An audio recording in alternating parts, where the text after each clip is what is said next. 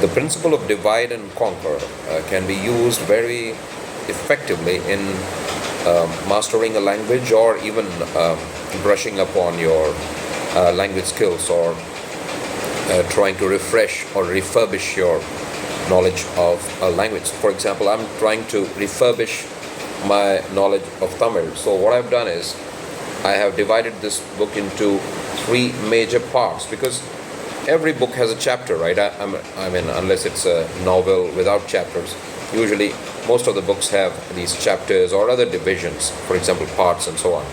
So what I've done is I've divided this book into three parts. One deals with sounds, so it's called Oli and Yel, and then one deals with words, so it's called Soliel, and then another one deals with Todariel. So that's a sentence, I think.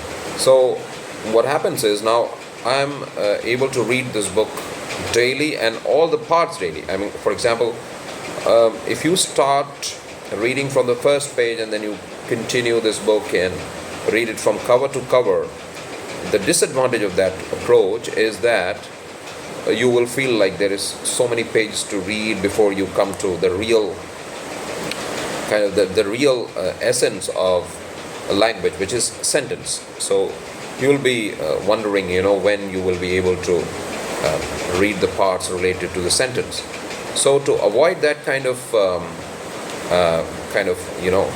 overwhelming feeling, what you can do is you can divide the book into three parts. Now sometimes you may have to go back, because for example, when I was reading this chapter on Todariel, there were quite a few words used that have not been defined here, which means the author has defined it in some of the earlier chapters, so that I can kind of move back and forth and get that knowledge. But this way you will go through the entire book, I think in a shorter period of time, and it will keep your interest alive.